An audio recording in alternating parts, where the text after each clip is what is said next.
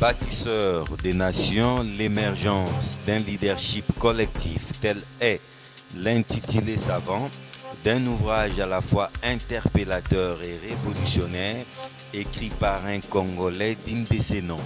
Messieurs et dames, serrez vos ceintures car vous êtes déjà embarqués dans une nouvelle aventure des enjeux. Bienvenue à bord.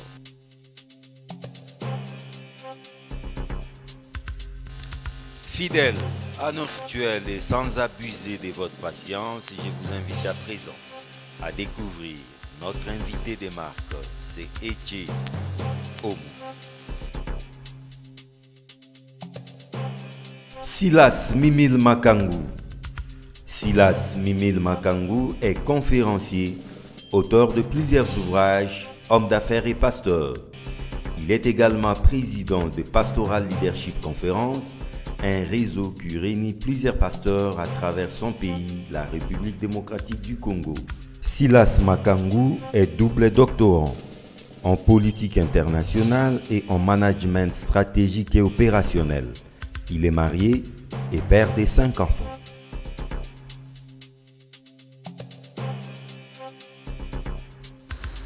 Docteur Silas Mimile Makangu, encore une fois, bienvenue dans Anjou. Merci beaucoup mon cher ami. Ouais, ça fait longtemps. Vous étiez plongé dans la rédaction de l'ouvrage. Dans la rédaction de l'ouvrage, aussi dans beaucoup d'autres choses. Vous savez, comme vous le savez très bien d'ailleurs, nous ne sommes pas qu'écrivains, nous sommes pasteurs, nous sommes, nous dirigeons 2 ou 3 structures qui nécessitent de temps en temps notre implication personnelle. Plusieurs casquettes, comment vous gérez comme ça? Bon, je pense... Vous n'êtes pas surmené là? Bon, le surménage, c'est question de management. Comment est-ce qu'on gère son temps? Comment est-ce qu'on gère les stress? C'est vrai que quelquefois, on sent des menaces de surménage. Il faut juste apprendre à se retirer plus tôt parce que tout ce que nous faisons, nous avons besoin de cette ressource physique qui est notre corps. On l'a dit, plusieurs casquettes, mais aujourd'hui, on vous reçoit comme un écrivain. Merci. Parce qu'il y a un ouvrage Bâtisseur des nations. Un ouvrage à l'intitulé, je dirais, à la fois intriguant et interpellateur. Docteur Silas Mimile Makangu, dites-nous, cet ouvrage répond à quel besoin? Cet ouvrage répond d'abord à un besoin que l'on croit être permanent depuis plusieurs moments, plusieurs temps, pour nous qui sommes Congolais, mais aussi pour d'autres frères africains, parce que les réalités qui traversent notre société ne sont pas singulières à notre société, elles se constatent aussi dans d'autres nations africaines.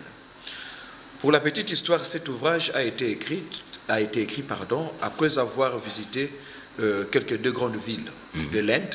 En 2015, je suis allé aux Indes pour animer un séminaire de formation en leadership. Nous sommes en 2015. Avec la communauté estudiantine africaine dans la ville de Bangalore. Bangalore, c'est une ville de l'Inde où se regroupe la grande majorité des étudiants africains. Ils sont plus à Bangalore et à New Delhi. Et nous étions allés pour animer un séminaire sur le leadership. Et là, nous avons fait un constat. Un constat, c'est de voir ces pays surpeuplés avec plus d'1 milliard d'habitants qui chevauchaient d'une part, on a la prospérité, d'autre part, on a la précarité ou la pauvreté. Les 2 réalités se juxtaposent. Nous nous sommes posé un certain nombre de questions pour savoir qu'est-ce qui a fait que l'Inde, qui hier, parmi les poubelles, parmi des pays si pauvres, paupérisés, aujourd'hui soit classée parmi les puissances émergentes.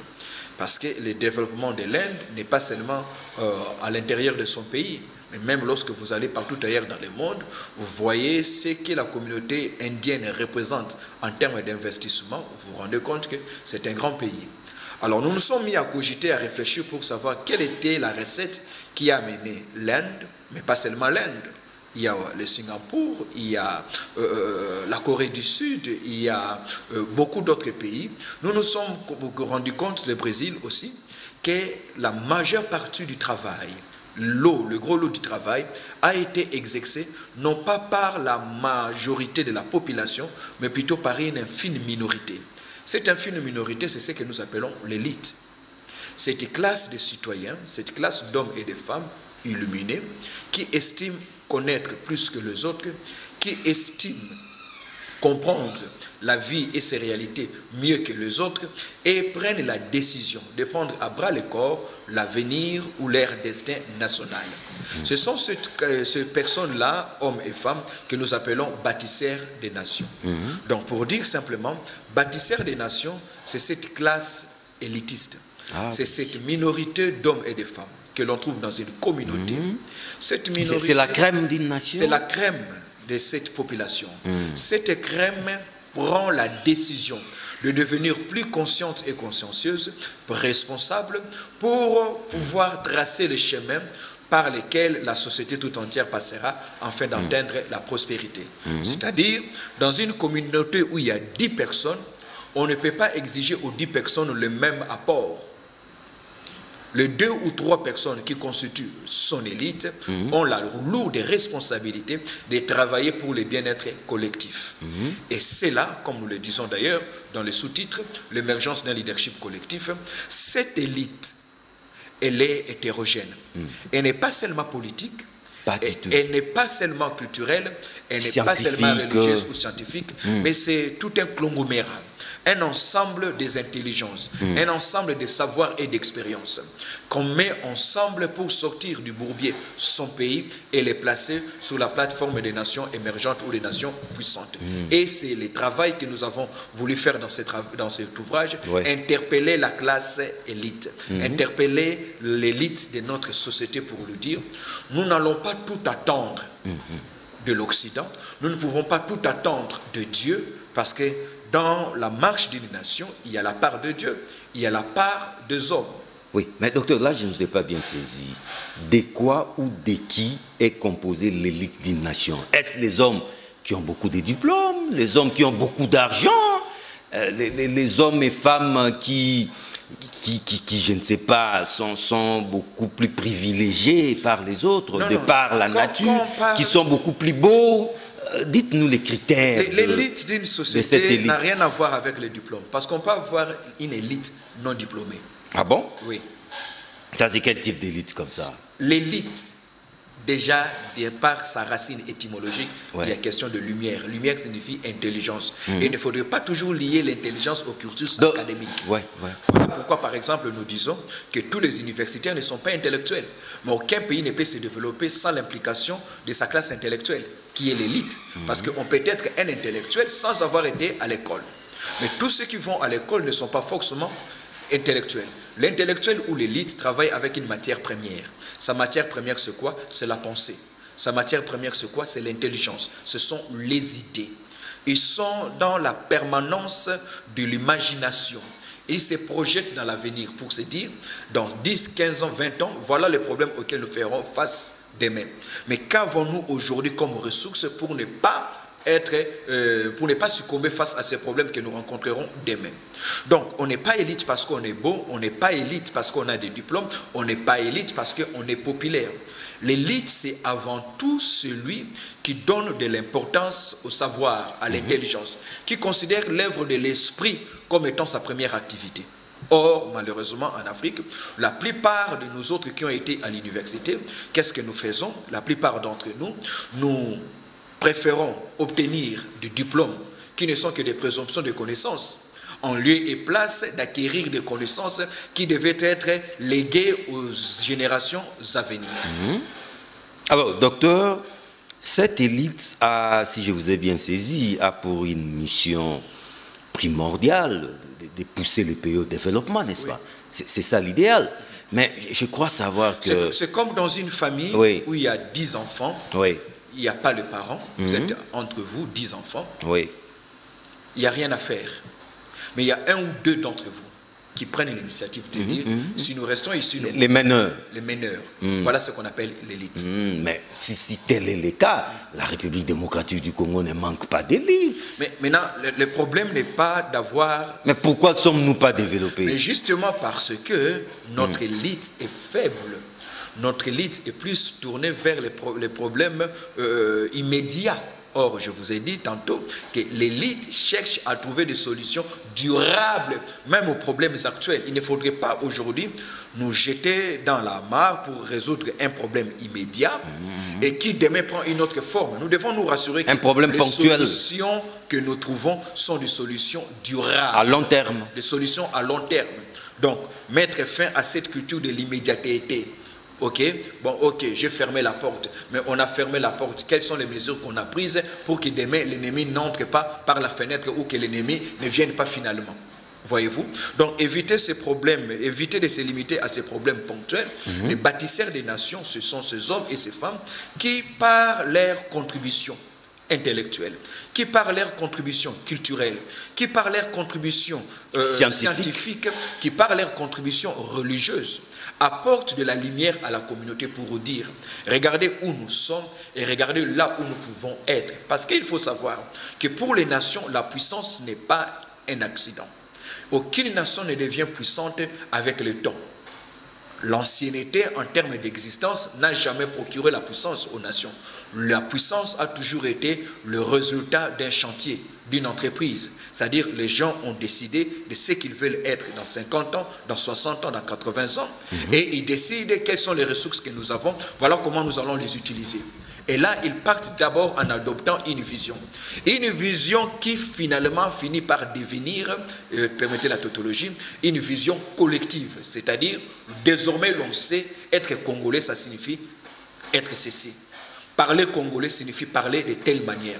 Mais nous ne devons pas continuer à vivre si nous n'avons pas encore réussi à penser cette vision, à la vulgariser et à la léguer aux générations à venir. Parce qu'en réalité, on ne doit pas seulement léguer la terre, on doit léguer une identité. Or, l'identité, il faut la découvrir. Si on ne la découvre pas, on la crée. Alors, docteur, si l'élite n'est pas égale aux études ou au diplôme, vous êtes d'accord avec... Pas seulement. Mais comment se forme l'élite d'une nation? C'est quelque chose de spontané, quelque chose d'inné. Comment se forme l'élite d'une nation? Lorsqu'on parle de l'élite dans une nation, on veut parler de meilleurs de ses citoyens. Ils sont meilleurs du point de vue de la moralité. Ils sont meilleurs... C'est par une sélection naturelle ou comment? Pas seulement une sélection naturelle, j'en viens. Pas seulement par une sélection naturelle. Et c'est là où se trouve le travail du leadership national, qui consiste à multiplier. C'est là que vous appelez avoir été sélectionné naturellement. Il faudrait maintenant mettre en place un système de prolifération ou de multiplication pour que les meilleurs d'entre vous grossissent en nombre, grossissent en qualité. C'est alors que vous pourrez dire, eh bien, messieurs, mesdames, nous pensons que les 10 prochaines années, les 20 prochaines années, nous n'avons rien à craindre parce que les meilleurs d'entre nous se sont multipliés. Ils se sont multipliés en nombre, mais ils se sont aussi multipliés en capacité ou en compétence. Par quel mécanisme? Par l'école, par exemple. C'est le 2e ou 3e chapitre où nous disons que l'école, c'est notre prophétie. Il n'y a pas une meilleure prophétie pour une nation comme la nôtre si ce n'est la qualité de l'école. Nous avons dit dans cet ouvrage que la qualité de l'école détermine la qualité de notre avenir en tant que nation. Nous ne pouvons pas espérer avoir une nation forte demain si nous avons une école fragile. Et quand on dit une école fragile, c'est à la fois le contenu et le contenant. Notre système éducatif, quel est le contenu de notre système? Lorsqu'un enfant obtient son certificat de l'école primaire, lorsqu'un enfant obtient son diplôme d'État, lorsqu'un jeune Congolais obtient son diplôme en licence, bientôt va passer au système LMD, lorsqu'il obtient son master, avons-nous une idée de ce qu'un Congolais détenteur d'un master doit être sur le plan scientifique, sur le plan moral, sur le plan intellectuel? Pourquoi? Parce que l'école ne doit pas seulement être un cursus qu'on oblige aux enfants, mais l'école doit être un système industriel. Nous savons que nous plaçons l'enfant en première année maternelle. Voilà ce que nous attendons à la fin de ses études secondaires ou humanitaires. Voyez-vous? Donc, lorsque l'enfant arrive ici, est-ce que cet enfant correspond à l'idéal que nous avions? Parce qu'aujourd'hui, malheureusement, nous nous sommes rabattus jusqu'au diplôme. nous disons il y a eu autant de diplômés. Mais lorsque vous regardez la qualité de ces diplômés-là, ça laisse à désirer. Ça laisse à désirer. Pour dire qu'il faut très vite repenser notre système éducatif. Une nation n'a pas plus meilleure arme à sa disposition si ce n'est son école. Donc l'école, et c'est ici dans cet ouvrage que nous laissons aux lecteurs le soin de répondre à cette question que nous nous sommes posée. Que voulons-nous? Une école pour la société ou bien nous voulons avoir une société pour l'école? Nous devons choisir.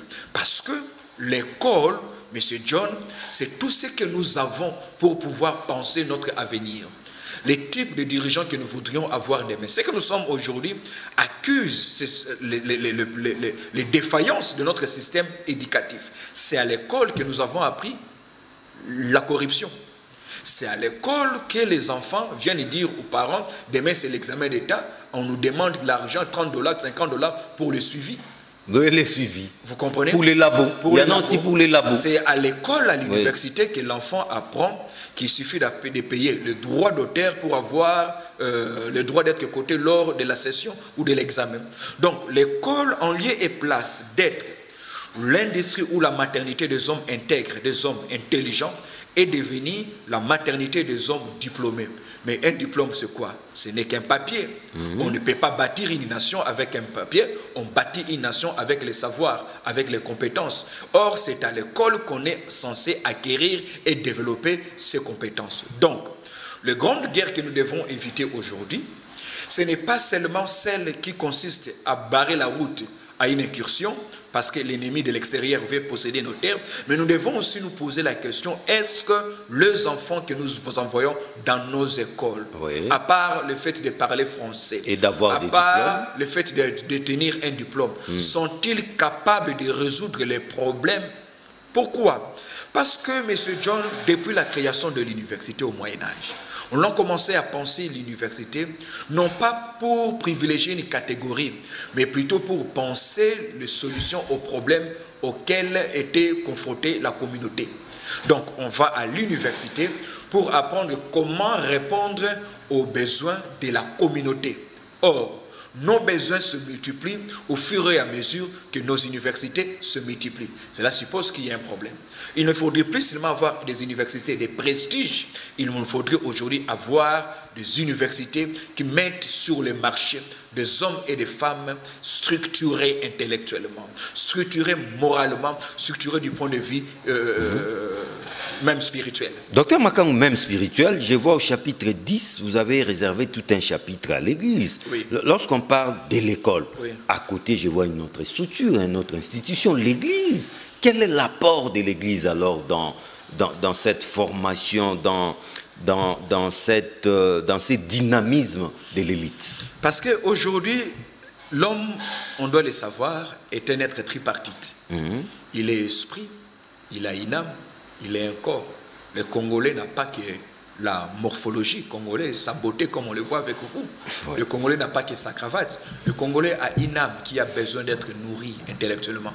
Mais le Congolais est aussi un esprit qui a lui aussi besoin d'être aiguisé, qui a besoin d'être éclairé. Et c'est ici qu'intervient la place de la religion ou la place de l'Église.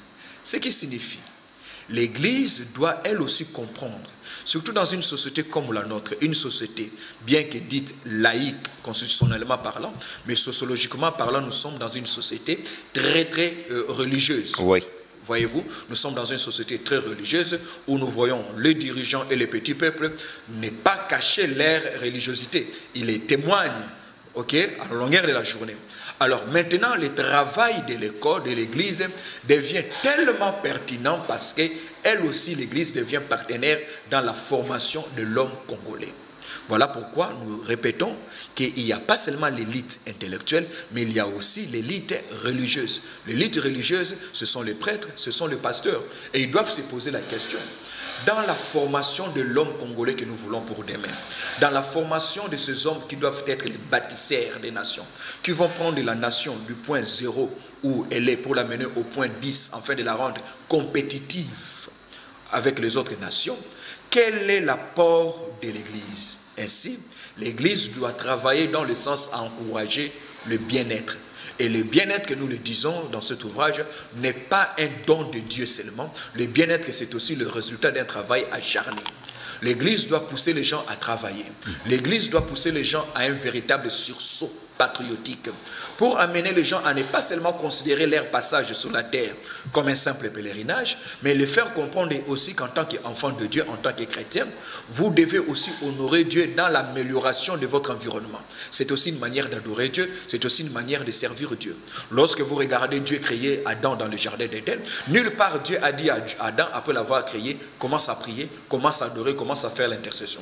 La seule instruction que Dieu donne à Adam, c'était de lui dire, domine la terre, assujettis-la. C'est pour dire qu'on ne peut pas parler réellement qu'une nation est religieuse simplement parce qu'on compte les églises et les mosquées, les cathédrales à gauche et à droite dans de milliers, en termes de milliers. Mais on doit aussi savoir que l'église a eu son impact dans une société lorsque l'on voit cette église apporter un message qui transforme l'homme et qui le responsabilise face à l'environnement dans lequel Dieu l'a placé. C'est aussi ça une manière d'adorer Dieu. Servir Dieu, ici nous le voulons le dire, c'est aussi faire de cette terre combien riche un oasis de paix. Un lieu que des étrangers viendront de tous bords pour venir visiter, comme nous le voyons aujourd'hui avec Dubaï, comme nous le voyons aujourd'hui avec des villes telles que Cape Town, qui au départ était Dubaï, une ville totalement sortie des terres comme des champignons. Sortis des terres comme des champignons, mais qui ont fait ce travail-là? Ce ne sont pas les anges, ce sont des hommes. Son élite. Voyez-vous, c'est son élite. Donc, à un moment donné, vous et moi qui aimons nous habiller en cravate, vous et moi qui aimons dire je suis licencié en cela, nous devons à un moment donné nous poser la question si nous valons la peine aujourd'hui d'être encore considérés comme étant élite. Quel est notre apport? Tout à fait, docteur. Je reviens toujours sur l'élite congolaise. Yeah. Vous l'avez dit, l'élite congolaise, il y en a, ce n'est pas un problème d'élite. Mais docteur, de quoi souffre cette élite congolaise? Cette élite congolaise souffre d'un manque de vision. Et ce manque de vision résulte du fait que nous n'avons pas jusqu'à présent une identité qui nous soit propre. C'est-à-dire? Depuis que le colonisateur nous a dépossédés de notre identité, il nous a placés dans un schéma d'assimilation. Nous n'avons malheureusement jusqu'à présent, réussi à nous octroyer ou à reposséder notre identité en tant que peuple. Parce que la grandeur d'un peuple, M. John, n'est pas dans sa ressemblance avec les autres peuples, mais c'est plutôt dans sa différence. On n'est pas remarqué parce qu'on est comme les autres. Le peuple est respecté parce qu'il est différent. Des autres. Il est différent de par sa culture, différent de par ses traditions, différent de par ses us, différent de par son histoire. De par son histoire. Voilà pourquoi il y a tout un chapitre que nous avons dit, il faut aller puiser dans l'histoire. Parce qu'aujourd'hui, quand vous posez la question aux Congolais, oui, puiser dans l'histoire. Chapitre 6. Lorsque nous ne savons pas où aller, nous devons avoir l'élégance de retourner d'où nous venons pour savoir qui nous sommes. Qui sommes-nous, nous Congolais? Lorsqu'on dit que le Congolais se démarque de par son élégance vestimentaire, sommes-nous satisfaits à être identifiés seulement comme étant un peuple habilleur, sapeur? Quand on dit que le Congolais s'identifie, se démarque de par la passion qu'il a pour la musique. Est-ce que pour les femmes aussi, le rumba, c'est la seule chose qui peut nous identifier aujourd'hui? Donc chaque peuple doit aujourd'hui chercher à s'identifier. Lorsque vous allez à Dubaï, dans les Émirats arabes, et voilà comment ils s'identifient. Ils ne s'identifient pas comme étant le peuple du désert. Ils disent que c'est ici que le monde se rencontre. Voyez-vous, les Japonais disent nous sommes dans les pays du soleil levant. C'est-à-dire c'est ici que tout commence. Et les Chinois disent nous sommes dans un pays où le soleil ne se couche jamais. Et nous qui sommes-nous? C'est ça le travail de l'élite. Aider la population à savoir qui elle est. Qui sommes-nous en tant que peuple?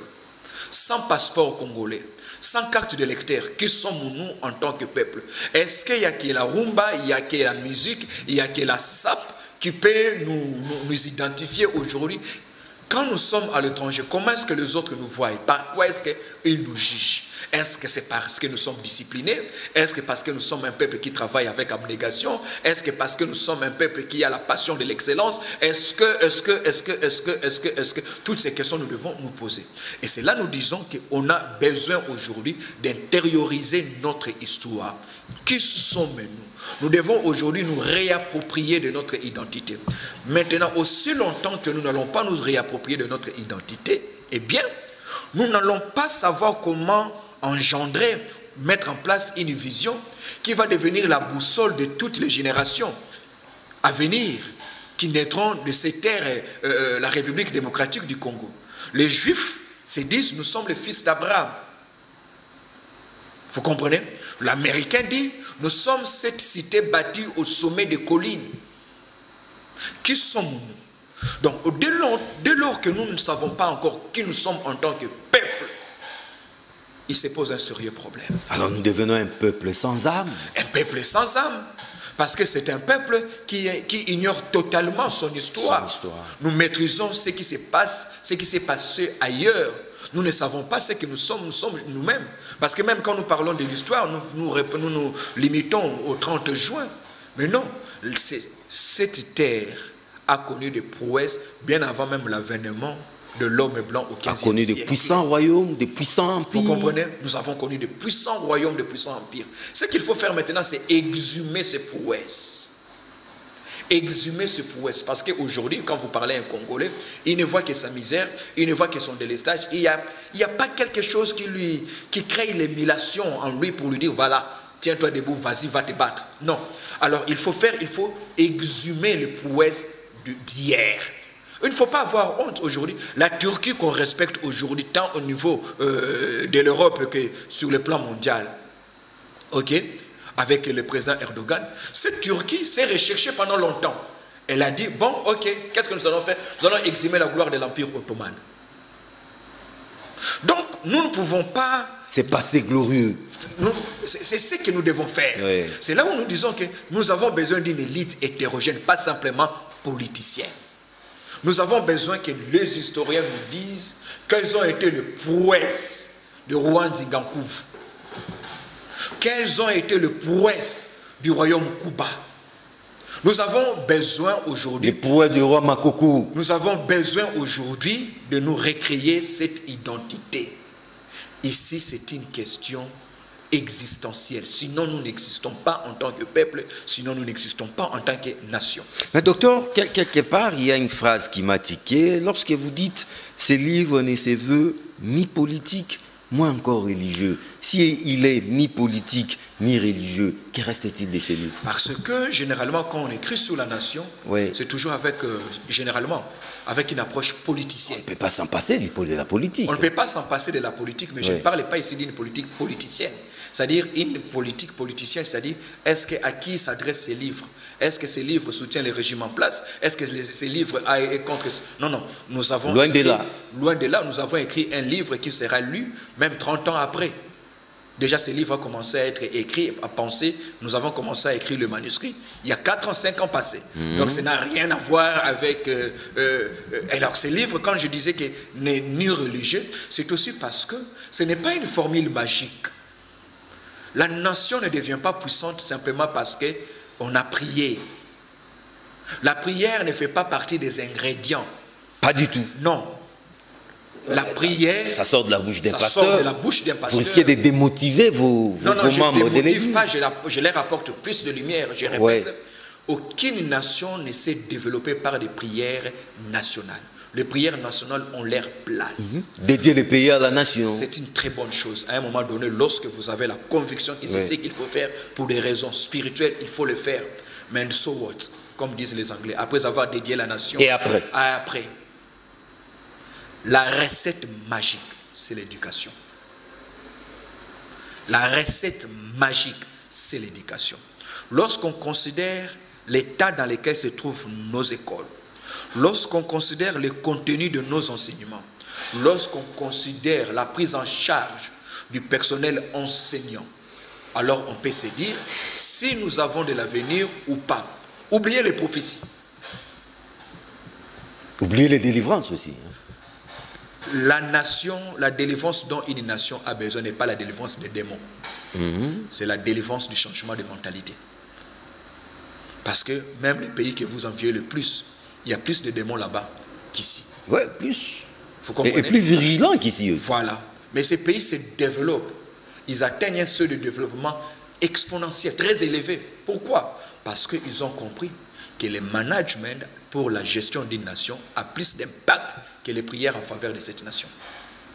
Et c'est tout ce que nous sommes en train de dire dans cette nation.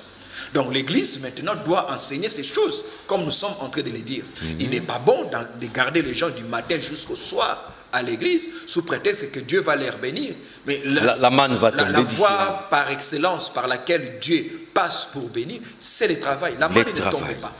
Il dit lui-même que je vous conduirai dans un pays où coule les lait. Vous avez dédié même tout un chapitre au travail. Tout un chapitre au travail. Et culture. Voilà. Le travail doit devenir un culte. Et jusqu'à devenir une culture, si nous voulons travailler. Il n'est pas normal que dans cette nation, où il n'y a presque rien, mon conseil donne le luxe, le samedi, il n'y a pas de travail jusqu'à 10h, les magasins sont fermés, ainsi sont fermés. Il faut attendre lundi. Il faut attendre lundi. Et lundi, on dit toujours la lendiose. On a une maladie qui nous attrape chaque lundi, c'est la lendiose. Nous sommes un pays précaire, pauvre. Il faut inciter les gens à travailler. Si les gens doivent vendre sur l'avenue du commerce jusqu'à 21h, il faut le faire.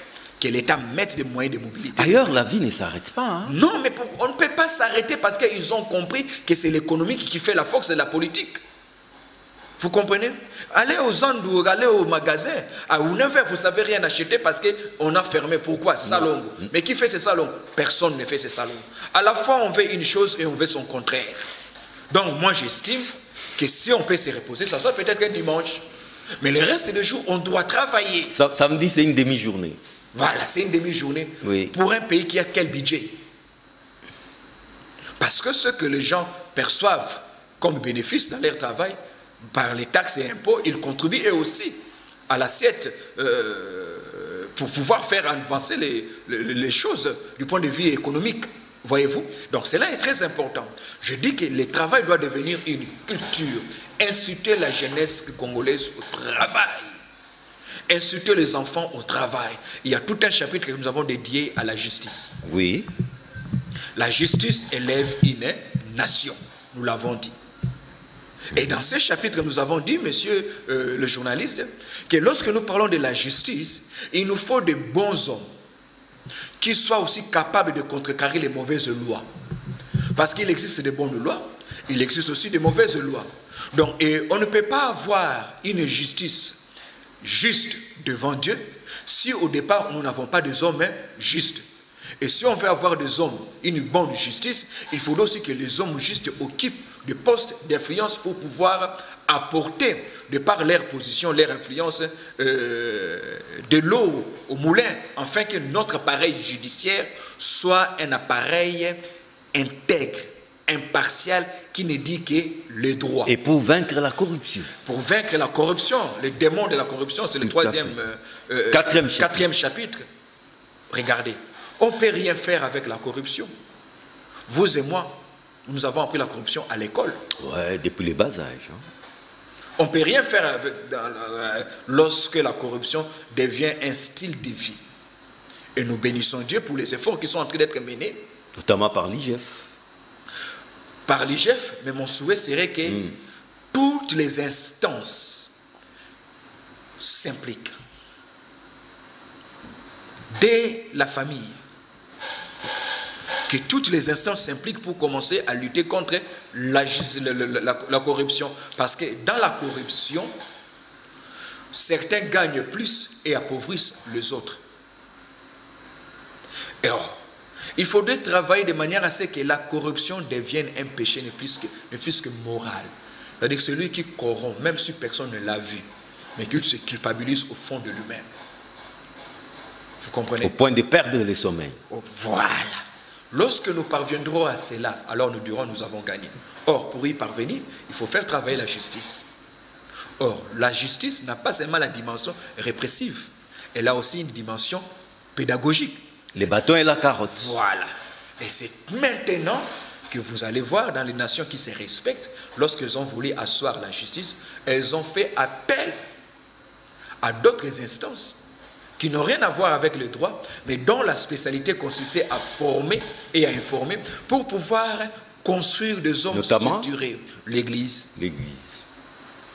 L'Église. On a fait appel aux hommes, aux hommes de Dieu pour leur dire, voilà la réalité devant laquelle nous nous trouvons. Cette réalité devient un obstacle à nos aspirations. Nous pensons que vous aussi, vous avez un travail à faire. Le travail, c'est de continuer à faire ce que vous faites, mais puisque la Bible en parle, condamnez-les, enseignez-les. Et cela va nous aider à devenir meilleurs. Docteur Silas Mimile Makangu, bel ouvrage, mais où est-ce qu'on peut les trouver? L'ouvrage sera... il y a déjà une conférence prévue pour ces 17 décembre. Le vernissage, c'est pour le 17 décembre. C'est à partir du 17 décembre. D'ailleurs, nous profitons de votre micro pour inviter tous ces hommes et femmes congolais, même ceux qui sont à l'étranger, vous pouvez toujours faire votre commande. Déjà le 17 décembre à l'hôtel Soutani, à 17h juste, nous allons procéder au baptême de ce livre. Hôtel Soutani à Gombe, avenue Justice. Avenue de la Justice, non loin d'ici. Voilà. Nous allons procéder au baptême de ce livre. Un livre qu'il faut impérativement lire. Un livre qu'il faut lire et faire lire. Mais ça se vend déjà? Non, il n'est pas encore mis en vente. Ah, il faut attendre les 17. Oui. Et là, certainement, vous aurez aussi à dédicacer les premiers acheteurs. On va dédicacer. On va faire cela. Alors, docteur Silas Makangu, quelqu'un qui n'a pas encore lu cet ouvrage, qu'est-ce que vous visez après avoir lu cet ouvrage? Là, je ne vois pas seulement les Congolais, parce que les lecteurs, ça ne sera pas seulement les Congolais. Donc, c'est-à-dire, avant et après avoir lu l'ouvrage, que devient l'homme? Il devient conscient de sa responsabilité. Mais il est aussi motivé à ne pas seulement rester conscient de sa responsabilité pour passer maintenant à l'autre étape, agir. Agir en se posant la question, quelle peut être ma contribution dans l'érection, dans la construction d'une nation forte et puissante. Voilà pourquoi nous avons dit bâtisseurs des nations. Ce sont des gens qui bâtissent. Et quand on veut bâtir, on doit d'abord avoir un plan. Quand on veut bâtir, on a besoin de l'espace. Sinon, on navigue à vue. Sinon, on navigue à vue. L'espace, nous en avons déjà. Maintenant, il nous faut élaborer un plan. Qu'est-ce que nous voulons bâtir? À quoi va ressembler notre nation? Est-ce que la construction de routes, c'est ce que nous appelons bâtir la nation? Est-ce que c'est la construction des immeubles? C'est quoi la nation? La nation, c'est avant tout les hommes. Nous bâtissons des hommes pour qu'à leur tour, ils bâtissent une communauté où il fait beau vivre. Une communauté qui jouit de ces richesses naturelles que l'Éternel a mis à sa disposition, mais qui est aussi capable de les commercialiser. C'est comme ça que nous avons tout un chapitre où nous avons dit il faut créer un peuple marchand, un peuple qui apprend à vendre. Chapitre 5. Élever un peuple marchand. Voilà, élever un peuple marchand, c'est-à-dire un peuple qui apprend plus à vendre qu'à consommer. Ok? Parce qu'aujourd'hui, il n'est pas normal que lorsqu'on cite le nom des hommes riches en Afrique, qu'on ne cite pas le nom des hommes riches au Congo, simplement parce que la plupart des riches au Congo sont soit politiciens, soit ils sont étrangers. Ce n'est pas normal avec cette terre que Dieu nous a donnée, toutes les ressources qu'il a mis à notre disposition. Nous devons maintenant insister pour que dès les bas âges, déjà à l'école primaire, que le cours tel que l'entrepreneuriat soit enseigné. Nous devons apprendre à vendre. Aujourd'hui, quand vous allez sur Kimbwanza, ce sont les Nigériens. Vous allez dans les Kato, et ainsi de suite, ce sont les Sénégalais, les Maliens. Donc quand il y a des Congolais, ils servent des banabitinda à ces gens. Voilà, ils servent des banabitinda. Ouais, des commissionnaires. Dans quel pays au monde, dans quelle ville du monde, les Congolais ont le monopole sur un produit à vendre? Vous allez dans des villes telles que New York, la plupart des hôtels à 3 étoiles sont possédés par la communauté indienne. La plupart des taxis, ce sont des Éthiopiens. Pourquoi? Simplement parce que ces gens-là, comme les Chinois d'ailleurs, on leur a appris à faire les commerces. On leur a appris à vendre. On ne peut pas avoir une nation puissante. Au fait, lorsque nous débattons sur la modicité de notre budget national, cela signifie simplement que c'est l'ensemble de nos pauvretés mises ensemble qui ne donnent que ça. Mais lorsqu'on apprend maintenant aux Congolais à travailler, On apprend aux Congolais à ne pas seulement consommer, à ne pas seulement s'habiller, mais aussi à investir et à vendre. Mon cher ami, je peux te rassurer que dans les 10 prochaines années, il est possible que le journal Forbes et ainsi de suite, magazine Forbes, cite aussi des Congolais comme étant millionnaires sans être passés par la politique. Or, le comble chez nous, c'est que les riches sont politiciens. Or, lorsque les richesses sont plus détenues par les politiciens, cela signifie que la corruption la politique paye bien au Congo. La politique paye bien parce que c'est le meilleur emploi. Meilleur emploi parce que c'est tout ce qu'on nous a appris. Notre professeur à l'université, lui-même se bat pour se trouver une place dans un cabinet. Être conseiller dans un cabinet. Alors, ce qui devait normalement être, c'est que les Congolais doivent avoir la culture de la vente, de l'épargne. Vous comprenez? Et c'est par là qu'on aura une classe moyenne. Parce que la classe moyenne ne peut pas exister si on n'inculque pas à la jeunesse cette culture du commerce ou des affaires. Et aujourd'hui, l'entrepreneuriat.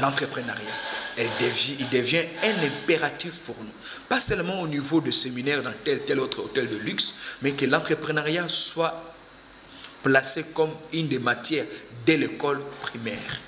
Que l'on dise aux enfants, pour devenir riche, il faut vendre. Pour devenir riche, il ne faut pas seulement avoir un diplôme. Briser ces mythes. Mais ce n'est pas ce qu'on nous a appris. Nous, on nous a appris qu'il faut aller à l'université, faire une demande d'emploi et travailler dans l'une des grandes entreprises du pays. Ce qui n'est pas mal. Mais à côté de cela, il faut maintenant dire aux enfants que la meilleure façon pour vous d'être riche, c'est d'apprendre comment vendre. Qu'est-ce que nous vendons? Voilà pourquoi, depuis qu'il y a eu le premier pillage et le deuxième pillage, l'immédiat industriel a été pillé aujourd'hui. Non, c'est devenu résidentiel aussi. Posez-vous la question, y a-t-il eu un autre quartier industriel? Pas du tout. Quand vous allez dans le grand marché, qui sont les grands fournisseurs? Les expatriés. Voilà. Pour déjeuner, il faut acheter sa mayonnaise, sa boîte de lait chez les expatriés.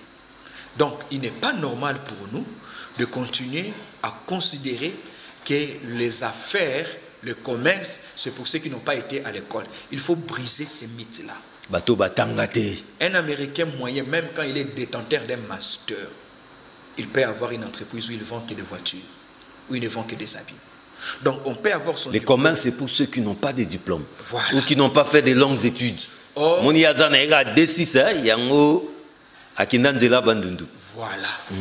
Il faut maintenant démystifier ces choses. Il faut dire qu'un intellectuel qui va au Nzela Bandundu, avec sa dose intellectuelle, peut gagner mieux qu'un illettré. Pourquoi? Parce que l'intellectuel a appris un certain nombre de choses que celui qui n'a pas été à l'école n'a pas. C'est comme ça que la Chine s'est construite aujourd'hui. Elle est la nation qui génère le plus de millionnaires par année. Quand on dit que l'Amérique est forte, ce n'est pas seulement à cause de ses universités. Même ces universités, elles sont subventionnées. Qui sont les donataires? La plupart, ce sont des hommes d'affaires. Même un politicien a besoin d'un donateur quand il va faire le fundraising. Il a besoin d'argent pour battre sa campagne. Qui va lui donner l'argent? Donc, on a besoin d'avoir des professeurs d'université. Nous avons besoin d'avoir des pasteurs, des journalistes, mais nous avons aussi besoin d'avoir des hommes forts financièrement. Et qui forment l'élite d'une nation. Parce qu'eux aussi font partie de l'élite, monsieur, je le répète encore. L'Amérique est aussi Amérique parce qu'elle a eu des gens comme de Andrew Carnegie, des gens comme de John D. Rockefeller, des gens comme de Henry Ford. Ce ne sont pas des hommes politiques. Donc, il faudrait que dans la plateforme qu'on appelle élite, que l'homme d'affaires trouve aussi sa place, que l'intellectuel, les savants trouvent sa place, que l'artère culturelle trouve sa place, que l'artiste trouve sa place, que le journaliste objectif trouve sa place, que l'homme religieux... Moi, pour les journalistes, vous avez ajouté objectif. Non, c'est en ces termes En rigolant un peu que nous atterrissons, docteur, c'était très enrichissant, je l'espère aussi pour nos téléspectateurs. Alors je vous donne la parole pour conclure. Qu'est-ce que vous pouvez dire en mettant un accent particulier sur les rendez-vous du 17 décembre? Le 17 décembre, c'est un vendredi à 17h à l'hôtel Sloutani. Vous êtes conviés à venir prendre part à cette grande cérémonie de vernissage du livre Bâtisseurs des Nations. Un livre que vous devez impérativement lire, faire lire et donner à vos enfants pour qu'ils lisent, qu'ils comprennent. Donner à la postérité. Donner à la postérité de manière pragmatique. Comment est-ce que nous pouvons faire pour que notre nation devienne une nation forte? Ce n'est pas par un miracle, ce n'est pas par la prière, c'est en travaillant. Et là, nous avons élaboré toute une recette avec différents ingrédients qui, en un laps de temps, peut nous aider à devenir une nation forte, compétitive, une nation qui inspire la peur, qui inspire le respect, qui inspire l'honneur vis-à-vis des autres nations. Bâtisseurs des nations, émergence d'un leadership collectif, signé Dr Silas Mimile Makangu. C'est toujours un honneur de vous recevoir et nous vous promettons notre accompagnement. Merci beaucoup, cher ami. Merci beaucoup et au plaisir de vous retrouver très vite. Merci, gloire soit rendue à Dieu. Au revoir. Au revoir.